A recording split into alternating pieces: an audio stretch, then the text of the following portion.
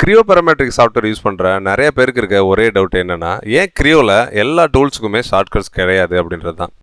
So இந்த வீடியோவில் shortcuts எப்படி கிரியேட் பண்ணுறது, ஷார்ட்கட் மட்டும் இல்லாமல் உங்களோட ஒர்க் ஃப்ளோவை எப்படி ஸ்பீடப் பண்ணுறது அப்படின்றத ஒன் பை ஒன்னாக நம்ம பார்க்கலாம்.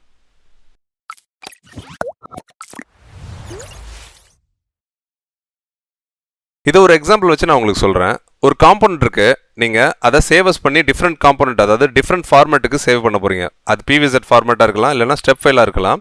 யூஸ்வலாக நம்ம என்ன பண்ணுவோம், ஃபைலில் சேவஸ் போயிட்டு சேவை காப்பி கொடுப்போம். டெஸ்க்டாப்பில் இல்லைனா எந்த ஃபோல்டரை சேவ் பண்ணுறோமோ அந்த இடத்துல போயிட்டு என்ன ஃபைல் ஃபார்மேட் சேவ் பண்ணுறோமோ அந்த ஃபார்மேட் சூஸ் பண்ணிவிட்டு ஓகேன்னு கொடுப்போம். கரெக்டுங்களா? இதுக்கு ஒரு காம்போனன்ட் பண்ணும்போது ஈஸியாக இருக்கும். நீங்கள் மல்டிபிள் காம்போனன்ட்ஸில் ஒர்க் பண்ணிட்டு இருக்கும்போது ஒவ்வொரு டைமும் சேவஸ் பண்ணுறீங்க அப்படின்னா அது வந்துட்டு டைம் கன்சியூம் ப்ராசஸ். கரெக்டுங்களா? இதுக்கெல்லாம் நமக்கு ஷார்ட்கட்ஸ் வந்துட்டு கிடையாது. கிரியோவில் நம்ம தான் வந்துட்டு செட் பண்ணணும். அதுக்கு நம்ம யூஸ் பண்ண போகிற டூலோட நேம் தான் வந்துட்டு மேப் கீஸ். இந்த மேப் கீஸோட ஃபங்க்ஷன் என்னென்னா, நீங்கள் ரிப்பீட்டடாக யூஸ் பண்ணுற டூல்ஸ்க்கு ஒரு ஷார்ட்கட்ஸ் வந்துட்டு நம்ம டிஃபைன் பண்ணி வச்சுக்கலாம். அந்த ஷார்ட்கட்ஸை நம்ம யூஸ் பண்ணும்போது நம்மளோட ஒர்க் ஃப்ளோ வந்துட்டு இன்னும் ஸ்பீடப் ஆகும். ரிப்பீட்டடாக நம்ம ஒவ்வொரு டைமும் ஃபைல், நியூ, சேவஸ் அந்த மாதிரி போய் பண்ணணுன்ற அவசியம் கிடையாது. அது எப்படின்றத நம்ம இப்போ பார்க்கலாம். இந்த இடத்துல இருக்க சர்ச் பாரில் போயிட்டு மேப் கீஸ் அப்படின்னு சர்ச் பண்ணுங்கள்.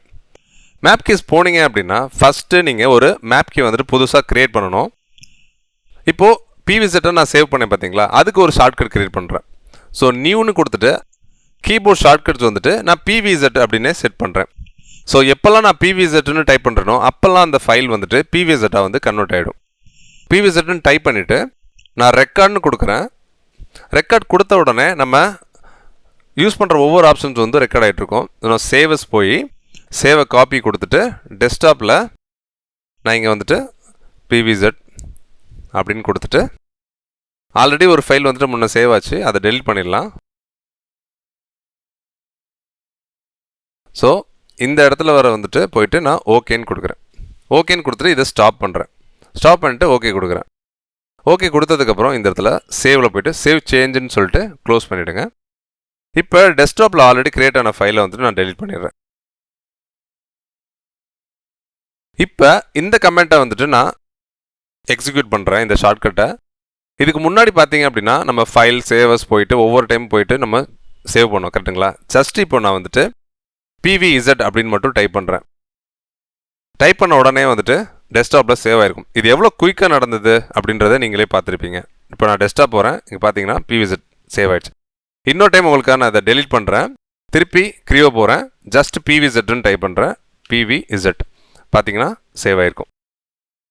ஸோ இந்த மாதிரி உங்களுக்கு எந்தெந்த ஆப்ஷன்லாம் வேணுமோ அது எல்லாத்தையுமே ஷார்ட்கட்ஸாக க்ரியேட் பண்ணி நீங்கள் அதை எக்ஸ்போர்ட் பண்ணிக்கலாம். எக்ஸ்போர்ட் பண்ணுறதுக்கு மேப் கீஸ் போயிட்டு ஜஸ்ட்டு நீங்கள் எக்ஸ்போர்ட்டுன்னு கொடுத்துட்டு உங்களோட டெஸ்க்டாப்லேயோ இல்லை எந்த ஃபோல்டரில் உங்களுக்கு டெலிட் பண்ண மாட்டீங்க அப்படின்ற லொக்கேஷனில் நீங்கள் சேவ் பண்ணிக்கலாம். நெக்ஸ்ட் டைம் அதை இம்போர்ட் பண்ணி கூட யூஸ் பண்ணிக்கலாம். அதே மாதிரி பிளேன்ஸ் வந்துட்டு எனக்கு ஷோ ஆகணும், ஹைட் ஆகணும். நான் ஒவ்வொரு டைம் ஒன்று கிளிக் பண்ண வேணாம், நான் ஒவ்வொரு டைம் வந்துட்டு பிளேனை வந்துட்டு ஹைடும் பண்ணிக்குவேன், ஷோவும் பண்ணிக்குவேன் அப்படின்னா நான் அதுக்கு ஒரு மேப் கீ க்ரியேட் பண்ணி காட்டுறேன். மேப் கீஸ் போகிறேன். இதுக்கு வந்துட்டு நான் எஸ்பின் ஷோ பிளேன் அப்படின்றதுனால எஸ்பின்னு சூஸ் பண்ணிட்டு ரெக்கார்ட்னு கொடுக்குறேன். ஸோ பிளேனை கிளிக் பண்ணுறேன், அதுக்கப்புறம் ஸ்டாப் பண்ணிடுறேன். இப்போ ஓகே கொடுத்துட்றேன். அதே மாதிரி ஹைட் பிளேனுக்கு ஹச்பின்னு கொடுத்துட்டு திருப்பி ரெக்கார்ட் போகிறேன், திருப்பி கிளிக் பண்ணிவிட்டு ஹைட் பண்ணிவிட்டு ஸ்டாப் பண்ணிடுறேன், ஓகே கொடுக்குறேன். சேவ் சேஞ்சுன்னு கொடுத்துட்டு க்ளோஸ் பண்ணிடுறேன். இப்போ பார்த்தீங்க அப்படின்னா எஸ்பின் டைப் பண்ணால் எனக்கு ஷோ ஆகும் அந்த பிளேன்லாம். அதே மாதிரி ஹச்பின்னு சூஸ் பண்ணால் ஹைட் ஆகிடும். இதே மாதிரி உங்களுக்கு எல்லா ஆப்ஷன்ஸ்க்குமே எல்லா ஃபங்க்ஷனுக்குமே நீங்கள் ரெக்கார்ட் பண்ணிவிட்டு மேப் கீஸ் செட் பண்ணிக்கலாம், ஷார்ட்கட்ஸ்க்கு வந்து செட் பண்ணிக்கலாம். கண்டிப்பாக வந்துட்டு இது உங்களோட ஒர்க் ஃப்ளோ வந்து இன்னும் ஸ்பீடப் பண்ணும். ஃபார் எக்ஸாம்பிள் நான் வந்துட்டு இந்த காம்பவுண்டோட டைமென்ஷன், அதாவது ஷேப் வந்துட்டு மெஷர் பண்ண போகிறேன், டயமீட்டர் இல்லைனா லென்த் மெஷர் பண்ண போகிறேன் அப்படின்னா யூஸ்வலாக என்ன பண்ணுவோம், அனாலிசிஸில் போயிட்டு மெஷரில் போயிட்டு டயமீட்டரை பிக் பண்ணிவிட்டு இந்த டயமீட்டர் சூஸ் பண்ணுவோம், டயமீட்டர் மெஷர் ஆகும். கரெக்டுங்களா? அதே மாதிரி லென்த்து போயிட்டு லென்த்துன்னு சூஸ் பண்ணிவிட்டு சப்போஸ் இந்த மாதிரி நான் கிளிக் பண்ணுவேன். ஸோ இதுக்கு எப்படி ஷார்ட்கட் க்ரியேட் பண்ணுறது அப்படின்னா சேம் அதே தான். மேப் கீஸ் போகிறீங்க, போயிட்டு நியூன்னு கொடுங்க. ஸோ நான் மெஷர் டயமீட்டரா, ஸோ நான் எம்டின்னு சூஸ் பண்ணுறேன், மெஷர் டயமீட்டர். ரெக்கார்ட் கொடுக்குறேன். ரெக்கார்ட் கொடுத்துட்டு மெஷரில் போயிட்டு டயமீட்டர் அப்படின்னு கிளிக் பண்ண உடனே இந்த இடத்துல ஸ்டாப் பண்ணிடுறேன், ஓகே கொடுக்குறேன். அதே மாதிரி நியூ போகிறேன், லென்த் மெஷர் பண்ணுறதுக்கு எம்எல் அப்படின்னு ஸ்பெசிஃபை பண்ணிவிட்டு ரெக்கார்ட் பண்ணுறேன், மெஷர் போகிறேன், லென்த்து கொடுக்குறேன், ஸ்டாப் பண்ணுறேன், ஓகே கொடுக்குறேன். ஸோ இந்த ஷார்ட்கட் வந்து 1 by 1 சேவ் ஆகிட்டே இருக்கும். சேவ் சேஞ்ச் கொடுத்துட்டு க்ளோஸ் பண்ணுறேன். இப்போ நீங்கள் டூல்ஸில் எங்கே வேணால் இருக்கலாம். ஒவ்வொரு டைம் போய்ட்டு அனாலிசிஸில் போய்ட்டு மெஷரில் போய்ட்டு டூல்ஸ் வந்துட்டு தேட வேணாம். உங்களால் டூல் பார் வந்துட்டு சர்ச் பண்ணிட்டே இருக்க முடியாது ஒவ்வொரு டைமும். இப்போ எனக்கு வந்து இந்த டயமீட்டர் மெஷர் பண்ணணும். ஜஸ்ட் இங்கே கிளிக் பண்ணிட்டு எம்டின்னு டைப் பண்ணுறேன், எனக்கு டயமீட்டர் தெரிஞ்சிடும். அதே மாதிரி 2 சர்ஃபேஸை சூஸ் பண்ணிவிட்டு எம்எல் அப்படின்னு டைப் பண்ணிங்க அப்படின்னா உங்களுக்கு லென்த்து தெரிஞ்சிடும்.